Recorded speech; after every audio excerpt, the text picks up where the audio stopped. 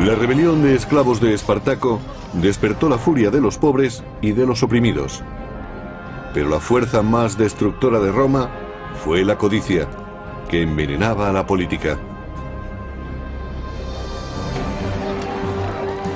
El ansia de poder llega a la cima cuando tres hombres compiten para obtener la supremacía absoluta en la República Romana. Solo uno vencerá y conseguirá todo el botín, el honor y la riqueza. Su nombre resonará a lo largo de la historia como arquetipo de la ambición y de la tiranía: Julio César. El Imperio Romano. Julio César.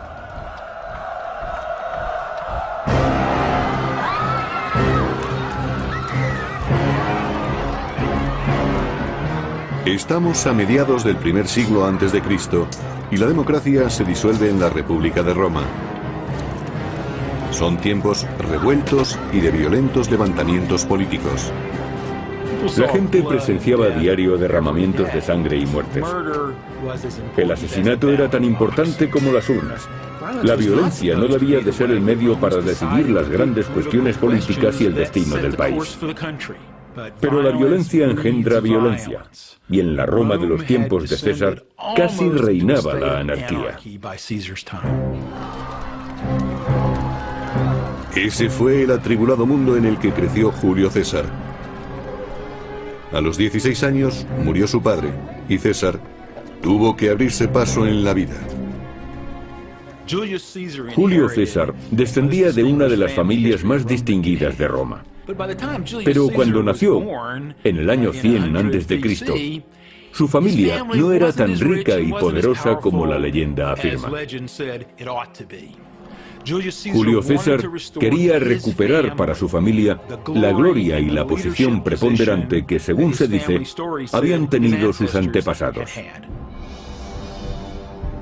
Siendo adolescente y yendo por mar a estudiar a la isla de Rodas, César fue secuestrado por unos piratas que pidieron rescate por él. Eran los mayores piratas y traficantes de esclavos del Mediterráneo. Hicieron prisionero a César y pidieron un rescate. Se tardó en reunir el dinero y pasó mucho tiempo con los piratas. Enfrentándose a aquellos asesinos, el joven César demostró ser algo más de lo que sus captores pensaban. César no era un romano corriente y no se dejó asustar. Los piratas eran una gran amenaza para la aristocracia, pero demostró que incluso ante el mayor de los peligros él sabía salir victorioso. César consiguió la libertad y los piratas acabaron ante la justicia romana y fueron crucificados para servir de alimento a las aves carroñeras. En el año 65 a.C. y con 30 años de edad, César era un experimentado soldado. Fue enviado a la provincia romana de Hispania para reprimir una peligrosa banda de rebeldes.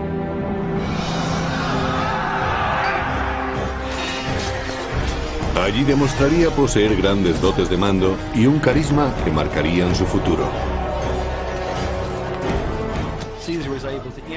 César era un hombre que se relacionaba con personas de cualquier nivel social.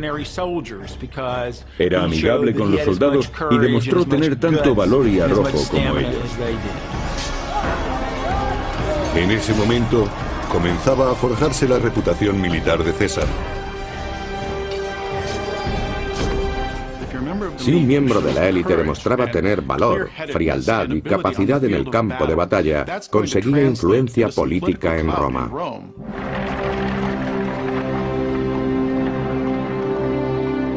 De vuelta a Roma, César se dedica a la política y utiliza su creciente popularidad para ganar las elecciones a cónsul. Ocupar ese puesto es conseguir la posición más prestigiosa de Roma.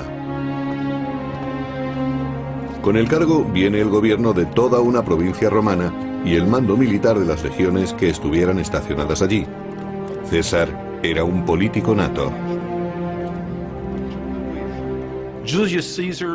Julio César sabía relacionarse de manera brillante con las personas y convencerlos de sus ideas. Al mismo tiempo, era un gran escritor y orador público. César conseguía con la palabra que los demás hicieran lo que él quería.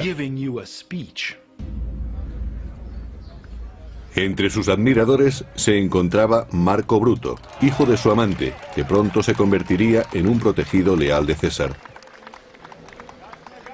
Bruto se sentía inspirado por la campaña populista de su mentor y con el tiempo se dedicaría también a la política. Gracias a su campaña para cónsul, César consiguió el apoyo de muchos. Sin embargo, su atractivo para los plebeyos y su programa innovador le hizo perder apoyos entre la aristocracia conservadora. Se propuso firmemente cambiar el sistema de gobierno y se convirtió en una amenaza para los conservadores por su deseo de introducir reformas políticas. Era su antítesis en todos los sentidos, pero era muy poco lo que podían hacer para impedirlo. Sin embargo, aunque César resultara elegido cónsul de Roma, el conservador Senado podía negarle lo que más necesitaba: el gobierno de la rica provincia de las Galias. César necesitaba dinero desesperadamente. Estaba endeudado y literalmente tenía que escapar de sus acreedores. Todas las dificultades económicas de César se acabarían si el Senado le asignaba el gobierno de las Galias. Para Julio César era crucial que el Senado le concediera la provincia de las Galias. Si tenía éxito en ella, ganaría mucho dinero mediante el saqueo y con los enemigos que capturara al venderlos como esclavos. César necesitaba ganar las elecciones y el gobierno de las Galias, y concibió un plan para conseguirlo.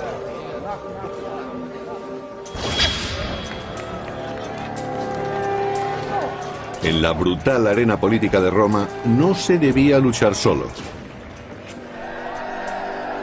Y César se reunió con dos de los hombres más poderosos de la República. Uno era su viejo amigo Craso, el hombre más rico de Roma, que había financiado la campaña política de César. El otro era el celebrado general Cneo Pompeyo Magno, conocido como Pompeyo el Grande.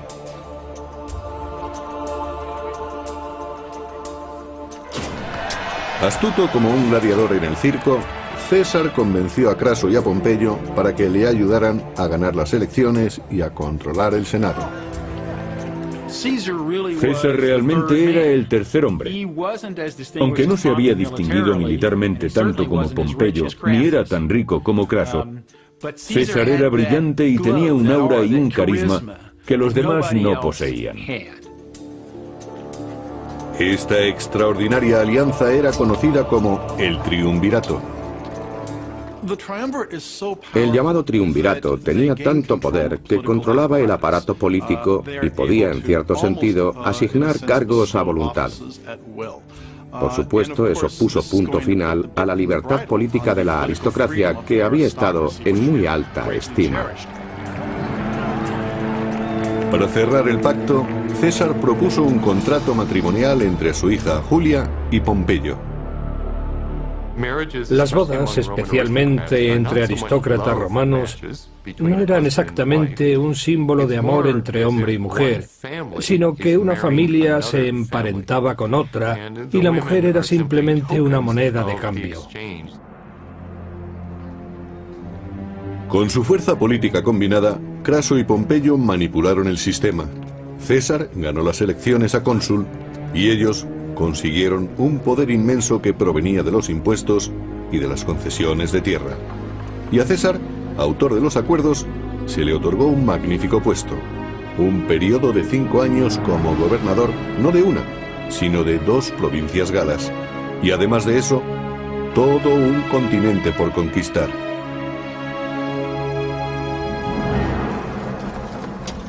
César se dirigió entonces hacia el norte en busca de gloria y de oro. Al mismo tiempo, una desesperada horda de bárbaros se desplazaba hacia el sur, directamente contra el ejército de César, para invadir territorios romanos. Conocidos como los helvecios, contaban con 300.000 hombres que buscaban nuevas tierras para asentarse por la fuerza si fuera necesario. Por extrañas razones, quizá ambientales o quizá bélicas, los bárbaros del norte, hombres, mujeres y niños, con todas sus pertenencias, se dirigieron hacia el sur. Pero eso era algo que César no iba a tolerar. A lo largo de las riberas del río Ródano, los romanos establecieron una barrera, una muralla de 30 kilómetros de longitud. Los helvecios no podían cruzarla, y para rodearla tenían que pasar por las tierras de la tribu Aeduí, más allá de las fronteras de la República. Y eso presentaba un problema. César no tenía autoridad para dirigir su ejército fuera de territorio romano. Para conquistar el botín, los esclavos y las nuevas tierras que ansiaba, debía convencer al Senado de que no existía otra alternativa. Debía aparentar que existía una amenaza monumental. Sin embargo, los helvecios se encargaron de hacerle el favor. César, en su marcha contra este grupo de salvajes, informaba a Roma. Persiguió a los bárbaros creyendo que serían un objetivo fácil, pero pronto vio que estaba equivocado. Sin previo aviso, los helvecios desaparecieron entre los bosques y cayeron sobre la retaguardia de César. Aquellos grupos tenían una apreciable estructura militar, disponían de armas y estaban organizados militarmente, con unidades preparadas para defenderse.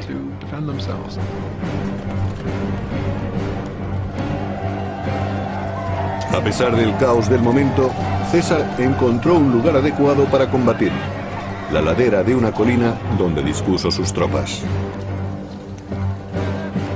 Supo situar a sus hombres en una posición con grandes posibilidades de vencer. No quiso correr muchos riesgos. Aunque tenía tendencia a exponerse, siempre ocupaba posiciones en las que el enemigo tenía que luchar en desventaja. Seguros de que su superioridad numérica les daría la victoria, los helvecios cargaron ladera arriba contra los romanos. El mismo César nos describe el combate. Desde nuestro puesto los soldados abrieron una brecha entre las falanges enemigas. Mis hombres clavaron sus lanzas en los escudos de los galos, forzándoles a tirarlos. Desenvainamos las espadas y cargamos contra ellos.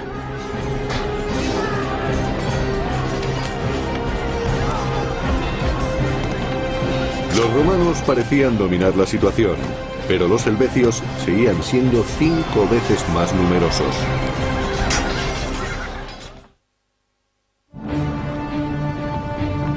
En el año 58 a.C., los helvecios, una violenta horda bárbara, atacan a los soldados romanos y emboscan su retaguardia, forzando a César a combatir. El terror se extiende entre las filas romanas ante la embestida de los bárbaros. Eran más altos que los romanos y gritaban con toda la fuerza de sus pulmones, dispuestos a cargar en masa como si estuvieran locos. ¿Qué puede dar más miedo que luchar contra alguien que parece estar loco?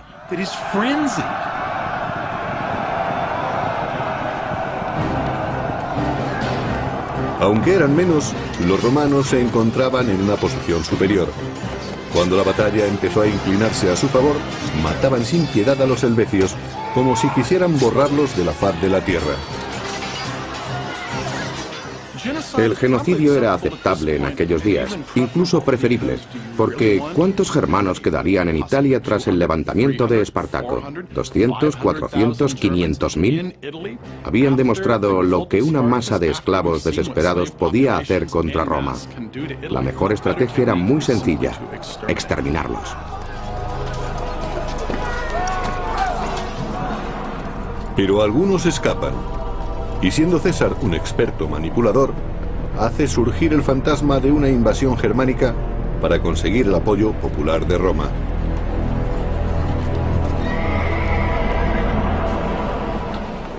Pero los conservadores del Senado sospechan que César es el auténtico peligro e incluso consideran que es una amenaza contra su aliado, Pompeyo.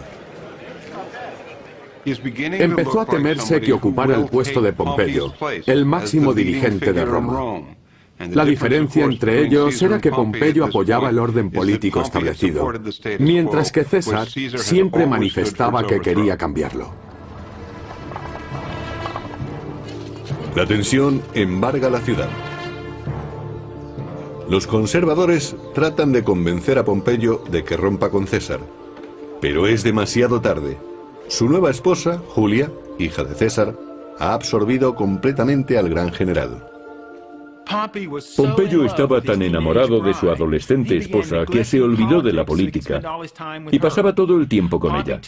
Constantemente viajaban para visitar los más bellos jardines y parques de Italia.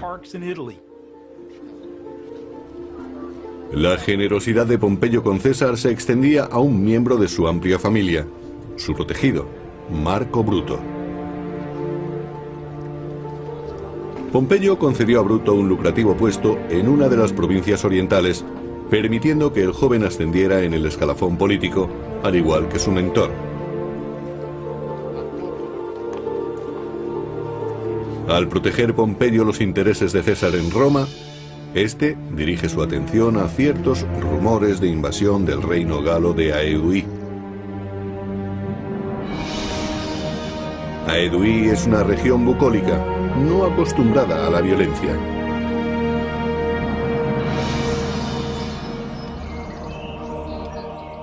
La mayoría de ellos pasaba el tiempo realizando actividades no militares. Se dedicaban a la agricultura, a construir sus casas, a hacer sus ropas y a cuidar de sus hijos. En el año 56 a.C., la paz peligra cuando César informa de que millares de guerreros bárbaros acuden a Aedui, dirigidos por un temible caudillo, Ariovisto.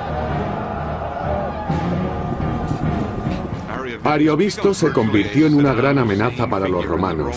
Según esto, su ejército estaba muy bien equipado y entrenado, y actuaba de forma muy violenta. Recordaba a invasiones y caudillos bárbaros anteriores. Se decía que oprimía a los aliados de Roma que encontraba a su paso, haciendo peligrar el prestigio de la República.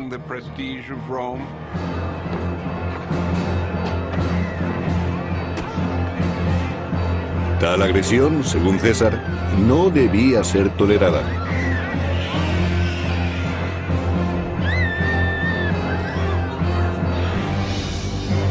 César se entera de que Ariovisco planea establecer su base en la ciudad fortificada de Besançon y rápidamente cruza la Galia con sus hombres para encontrarse con él.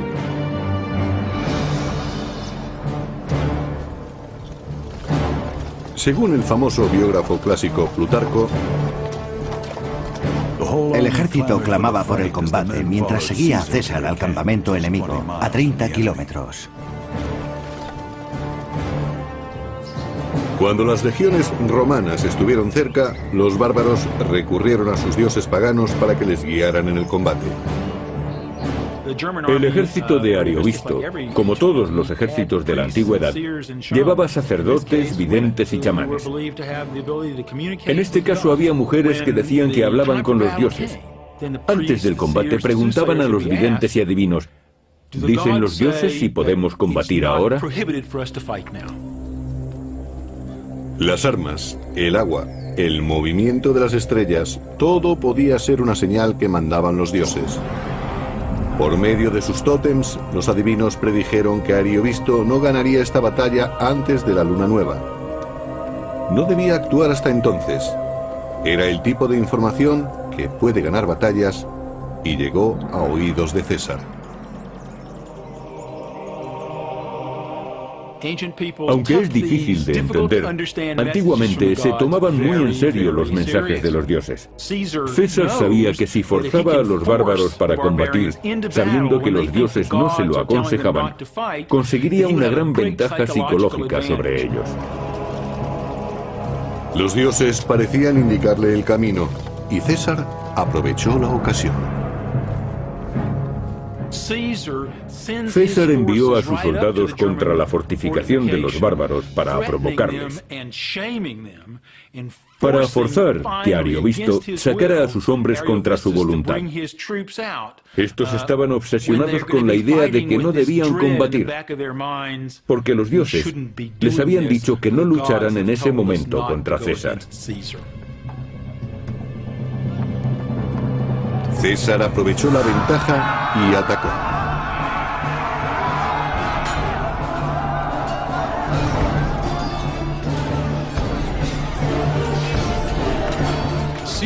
César no reparaba en eliminar personas.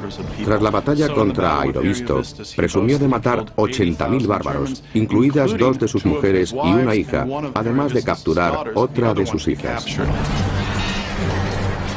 Ariovisto pudo escapar y marchó a Germania, dejando a César dueño de las Galias.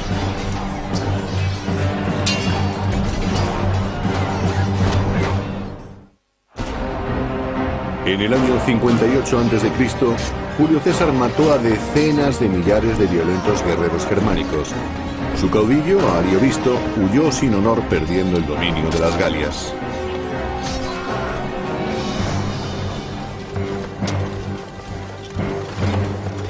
Ahora, con total libertad, como había planeado, César puede anexionarse los reinos de las Galias y presentarse como liberador. Sin embargo, algunos no dieron la bienvenida al gobierno romano. Perdieron su independencia política. Eso puede que no importara a algunos de los elegidos. Los jefes en particular obtuvieron todo tipo de beneficios políticos y materiales. Pero sabemos que a mucha gente no le gustaba ser gobernada por extranjeros. En los 3 años siguientes, César abandonaría su disfraz de protector. No solo sometió a las tribus bárbaras del norte y del oeste, sino que cruzó el Rin y el Canal de la Mancha para invadir Germania y Britania. Fue el primer romano en hacerlo. Informando y promocionándose al mismo tiempo, César enviaba a Roma los emocionantes relatos de sus conquistas. Aunque rodeados por miles de nativos, mis hombres se defendieron con la mayor valentía durante 4 horas y mataron muchos británicos a cambio de solo unos pocos hombres heridos. Tan pronto como divisó nuestra caballería, el enemigo arrojó sus armas y huyó, sufriendo pérdidas muy graves. Era como acompañarle en sus campañas. Para los romanos fue una novela de aventuras, una historia de exploradores. Nadie había ido más allá del norte de las Galias, ni tampoco a Britania. Para los romanos debió de ser una narración muy interesante. El relato de César es uno de los documentos políticos e históricos más importantes que haya sobrevivido. En él justifica acciones ilegales, absueltas solo porque consiguió éxito. Incluso el protegido de César, Marco Bruto, estudiaba los comunicados con preocupación creciente. Leyendo entre líneas los elocuentes mensajes de César, descubrió el objeto de su desmedida ambición.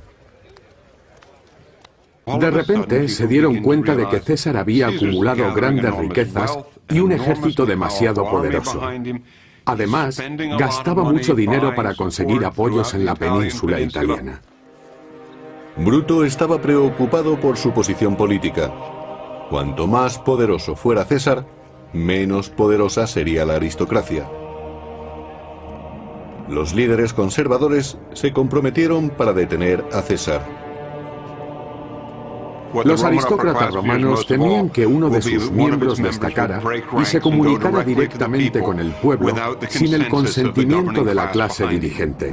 Siempre tuvieron miedo de que alguien perturbara el orden establecido, siempre favorable a conservar su riqueza y posición. Para detener la creciente amenaza, César tuvo que pedir un favor a su antiguo aliado Craso. Él era el único que no temía su creciente popularidad.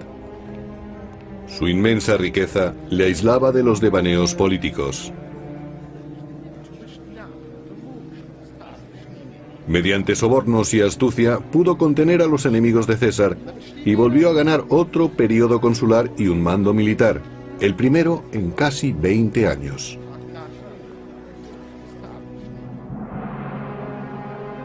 Pensando en una gloria duradera, Craso se dirigió hacia el este para invadir el reino de los partos, muriendo en una emboscada. César perdió así su primer protector en Roma. En aquellos días, la única hija de César, Julia, murió al dar a luz. Su marido Pompeyo, el último protector de César, quedó desolado. El niño murió un par de días más tarde. Pompeyo quedó consternado, y la pérdida de su amada esposa y el hijo que le había dado acabaron por destruir su alianza con César. Sus emociones le sobrepasaron y rompió con su antiguo aliado. El triunvirato había terminado. Pompeyo y César eran ahora enemigos. La suerte estaba echada. El enfrentamiento sería definitivo. Según aumentaban las luchas políticas, los partidarios de los dos titanes se manifestaban en la calle, cada facción decidida a acabar con la otra. Roma estaba sumida en un caos político. La violencia se había convertido en la norma. En las campañas políticas, las distintas bandas peleaban hasta en la calle. En medio de aquel desorden, el edificio del Senado, la sede del gobierno de Roma, ardió hasta los cimientos. La situación en la ciudad era desesperada. También en las Galias el ambiente se volvió peligroso para César. Un carismático caudillo llamado Vercingetorix arengaba a los galos en su región de Auvergne para levantarse contra los romanos.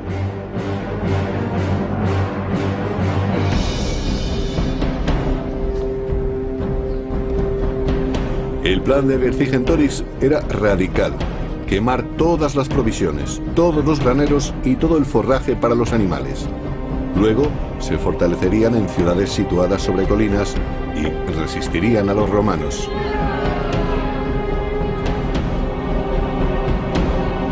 Cuando sus posesiones estaban en llamas, la solución debió parecerles a los galos demasiado peligrosa.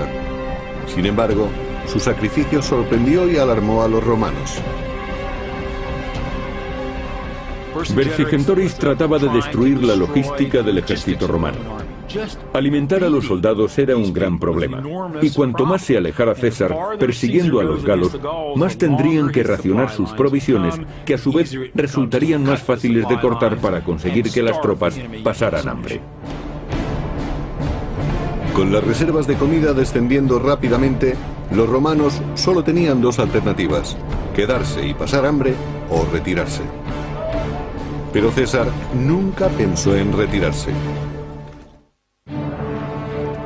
En el año 52 a.C., un valiente guerrero llamado Vercingetorix animó a su gente a sublevarse contra Roma y quemar sus graneros y sus fuentes de aprovisionamiento. Hacia finales del invierno, los romanos tuvieron que elegir entre el hambre o la victoria. Pero ahora había vuelto la primavera. César arengó a sus tropas y atacó a Vercingetorix y sus hombres. Entre los lugartenientes más próximos a César estaba Marco Antonio.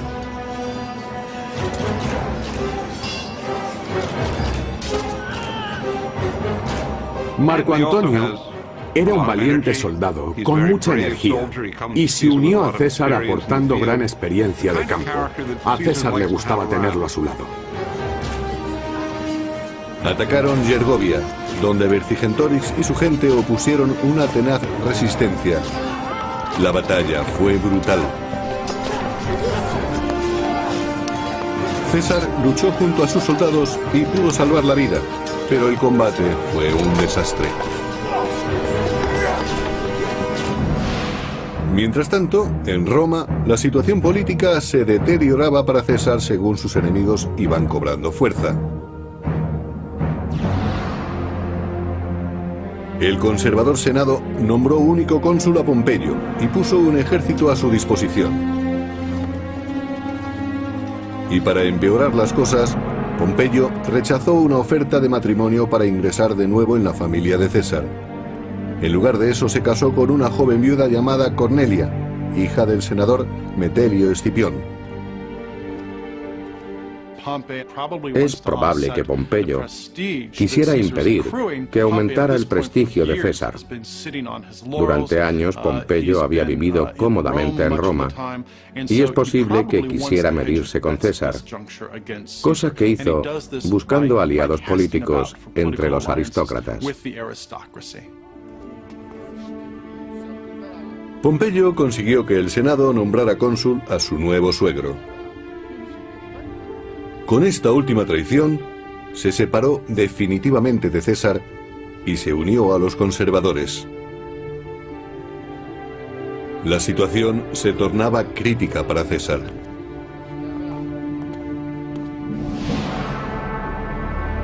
Debía salvar las Galias o perder su prestigio para siempre.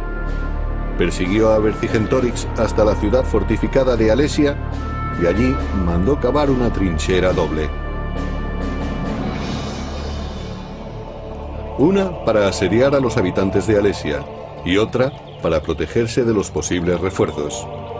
Construyó una maravillosa estructura defensiva, con unas lanzas hechas con troncos y ganchos clavados en tierra. Luego, de forma coloquial, llamaron lirios a unos fosos de 1 metro de profundidad que tenían unas estacas de unos 8 centímetros sobresaliendo del suelo. Fue una obra sensacional. La hicieron solo con las manos y se ayudaron con picos. La arena la retiraban con cestos de mimbre. Pensemos en 15.000 hombres cavando día tras día y empleando solo su fuerza. El resultado fue extraordinario, pero debieron de acabar extenuados. Vercingetorix y su gente empezaron a pasar hambre y a desesperarse. Las cosas marchaban tan mal para los defensores de Alesia que se quedaron sin comida. Pero cuando iban a rendirse, la peor pesadilla de César se convirtió en realidad.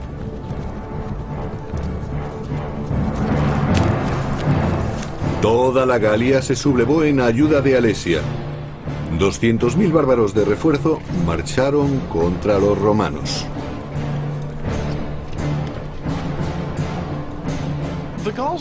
Los galos eran una fuerza relativamente bien organizada y muy pronto reunieron mucha gente. En el asedio de Alesia, el sitiador César se convirtió en sitiado. Al llegar los refuerzos, Vercingetorix salió por fin de la ciudad. Los romanos estaban rodeados y los bárbaros se dispusieron a asestar el golpe final. La batalla de Alesia fue el mayor reto al que se enfrentó César en 10 años. Porque para derrotar a su enemigo, tenía que luchar con él tanto en vanguardia como en retaguardia. Solo las tropas más veteranas podían resistir aquel asalto. Había que estar psicológicamente preparado para enfrentarse al enemigo y matarlo con una espada de medio metro. Para conseguirlo, se luchaba cuerpo a cuerpo y resultaba igual de sencillo morir que matar. En su relato de la guerra de las Galias, César nos describió la batalla. Ni terraplenes ni trincheras pudieron resistir la embestida de los furiosos galos. Y entonces supe que había llegado el momento de llevar a cabo una acción decisiva. Tenía una gran lucidez, hasta el punto de que cuando sus hombres perdían el control, los cogía por la garganta para que siguieran combatiendo. Mantenía la cabeza fría ante el peligro. Los galos vieron a la caballería a sus espaldas y unas cortes de refresco que avanzaban hacia ellos. Rompieron sus filas y huyeron, pero nosotros los perseguimos. En el año 52 a.C., en los campos cercanos a Alesia, murió el sueño de una Galia independiente. Vercingetorix se rindió a César y gran parte de la Europa del norte pasó a formar parte de Roma. Las campañas de César fueron muy importantes porque ampliaron Roma desde el Mediterráneo hasta la Galia central y del norte. Sus dominios llegaban hasta Germania y Britania. Ahora Europa del Norte se encontraba dentro del Imperio Romano. Y a largo plazo llevar las fronteras mucho más allá del Mediterráneo como hizo César tuvo una gran repercusión. Ahora victorioso, César podía regresar a Roma. Había eclipsado a todos los demás nobles, incluido Pompeyo. Después de casi una década de victorias militares en las Galias, César quería regresar a Roma para recoger su recompensa y ser reconocido por todos como su máximo dirigente. Pero sus rivales le odiaban y le temían a la vez, sobre todo porque los había relegado a la sombra. En el año 49 a.C., muchos aristócratas romanos insistieron en que César dejara el ejército y volviera a Roma, pero él siempre lo evitaba. César sabía que si disolvía su ejército y regresaba a Roma, sería asesinado por sus rivales que le odiaban por sus éxitos y sabían que no podrían detenerle debido a su popularidad. César caminaba literalmente sobre la cuerda floja. César y sus enemigos iban a tener un duro enfrentamiento que nadie podía impedir. En el año 50 a.C., Julio César no tenía rival en Roma. El Senado, temeroso de su poder, insistió en que debía de poner el mando. Furioso, César condujo su ejército hacia el sur, preparando una invasión a Roma, y se detuvo en la frontera ante un pequeño río, el Rubicón.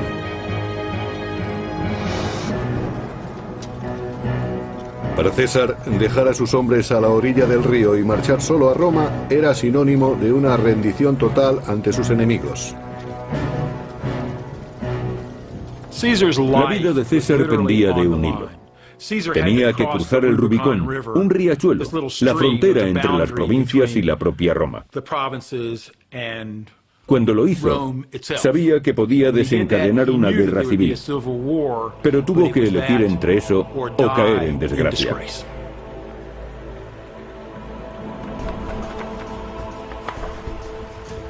Una facción en la lucha por el poder era la de César, curtido a lo largo de una década de campañas con un ejército que tenía una fe inquebrantable en él. Su dedicación era absoluta.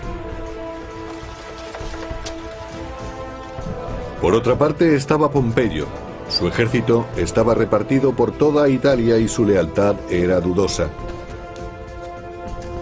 Mientras, la popularidad de César en Roma estaba en la cima. La población romana consideraba a César como un dios que regresaba a casa. Los soldados se apuntaban en masa a su ejército. No tenía oposición. Los que le temían huían en oleadas hacia Roma, convirtiendo la ciudad en un caos donde la gente estaba presa del pánico. El pueblo de Roma amaba a César y salía a la calle esperando su regreso con impaciencia. Pompeyo reunió al Senado y marchó a Grecia, donde contaba con grandes apoyos. El general pudo ganar así un valioso tiempo.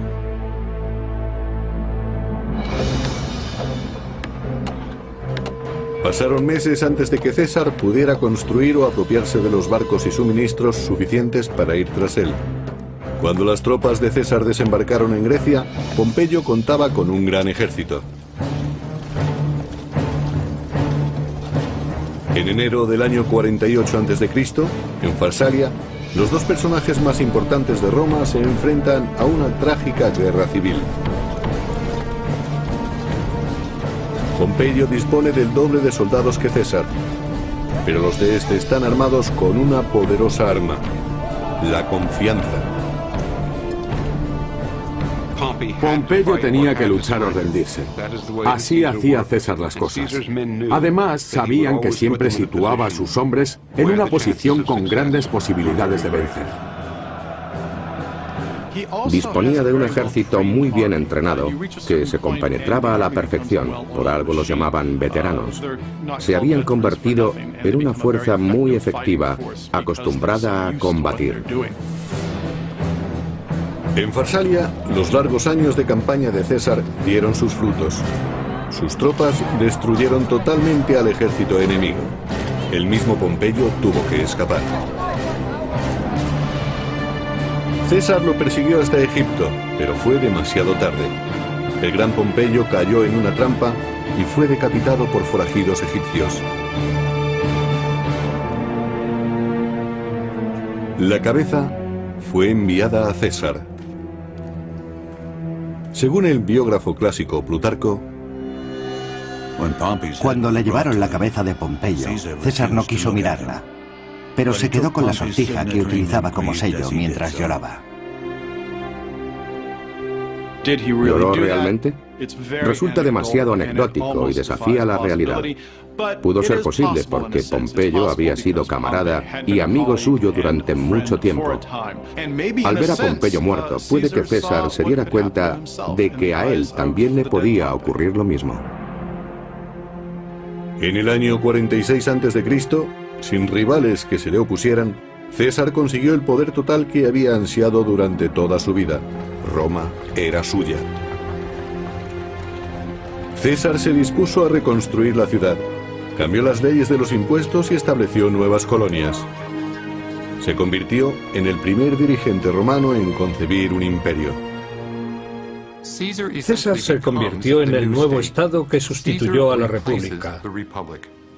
Era una visión previa de lo que iba a ocurrir en Roma con los emperadores, pero lo hizo de tal manera que parecía despreciar las tradiciones republicanas. En consecuencia, se aisló de los demás. No queriendo compartir su mandato con nobles inferiores, se proclamó dictador de por vida. Sería el nuevo rey de Roma. Se temía que si César se convertía en rey, desapareciese para siempre el derecho del pueblo a elegir y a expresar su opinión. La furia contra la tiranía de César rezumaba como veneno por el Senado. Incluso el protegido de César, Marco Bruto, fue persuadido para que lo traicionara. Bruto era un hombre complejo y francamente no muy atractivo. César lo había convertido en su gran acompañante y le había ayudado en su carrera política. Pero Bruto no soportó estar siempre en segundo plano. Además tenía una visión muy romántica de sí mismo. Se consideraba defensor de las libertades. Por eso dirigió la conspiración contra César. Finalmente, en el año 44 a.C., en los idus de marzo, 40 conspiradores conducidos por Bruto en nombre de la libertad decidieron tomarse la justicia por su mano. Según el historiador clásico Suetonio, 23 dagas le fueron clavadas a César. No emitió un solo gemido después de la primera puñalada, aunque algunos dicen que cuando vio a Marco Bruto asestarle la segunda, se lo reprochó en griego diciendo: ¿tú también, hijo? Muchos de ellos eran amigos suyos, algunos desde hacía tiempo. Es posible que estuvieran resentidos por haber abolido la tradición más querida de la República de que un solo hombre no podía ser el máximo dirigente de Roma. Pero seguramente los celos, la pasión y puede que el deseo de recuperar las libertades tuvieran también algo que ver.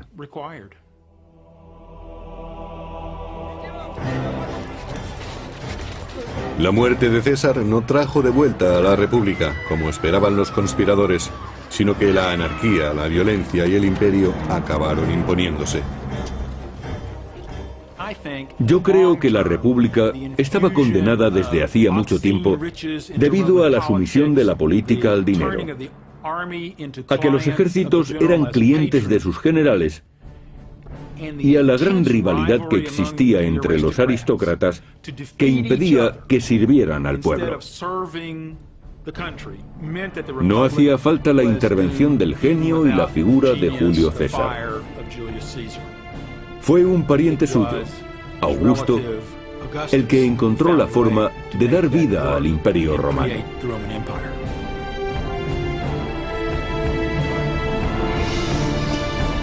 La era de los emperadores había comenzado, y con ella la de sangrientas conquistas, brutales represiones y guerras sin fin. política en Roma.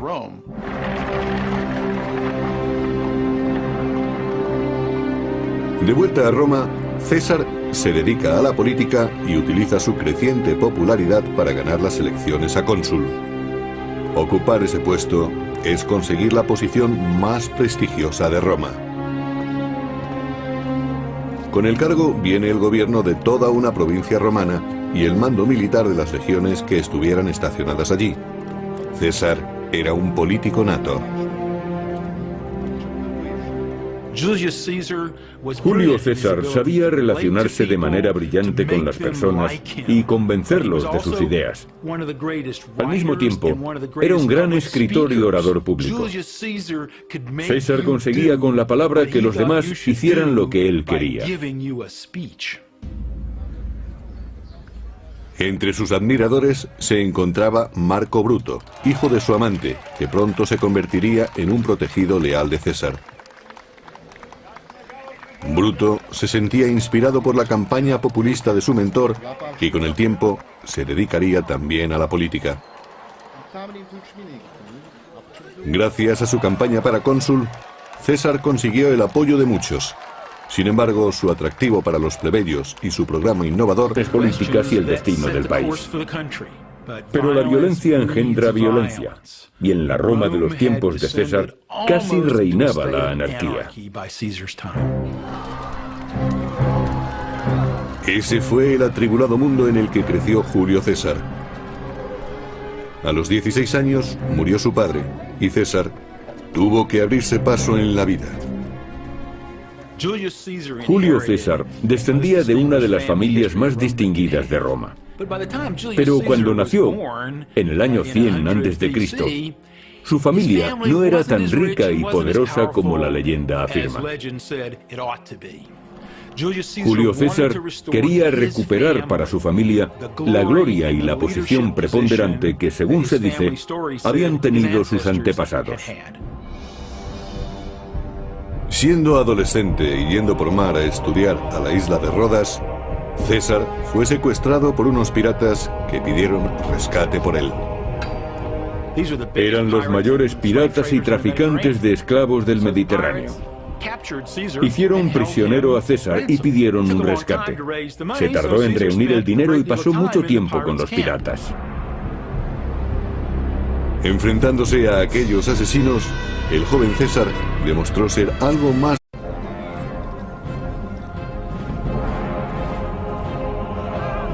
La rebelión de esclavos de Espartaco despertó la furia de los pobres y de los oprimidos.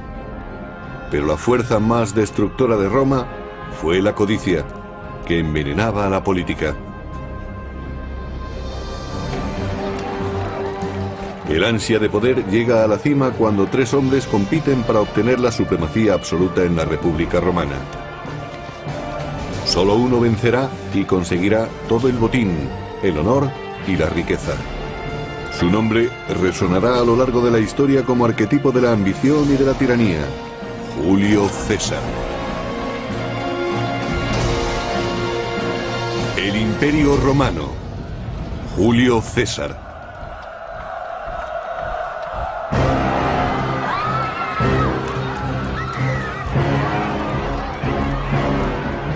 Estamos a mediados del primer siglo antes de Cristo y la democracia se disuelve en la República de Roma. Son tiempos revueltos y de violentos levantamientos políticos. La gente presenciaba a diario derramamientos de sangre y muertes.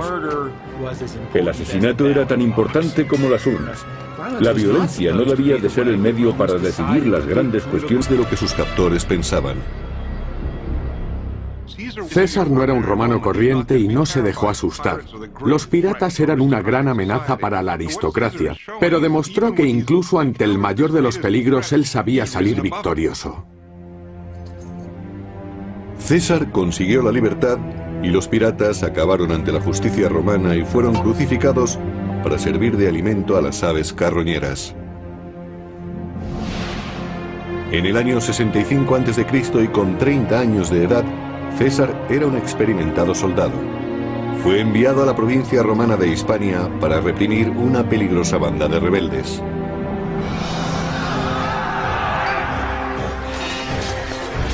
Allí demostraría poseer grandes dotes de mando y un carisma que marcarían su futuro. César era un hombre que se relacionaba con personas de cualquier nivel social. Era amigable con los soldados y demostró tener tanto valor y arrojo como ellos.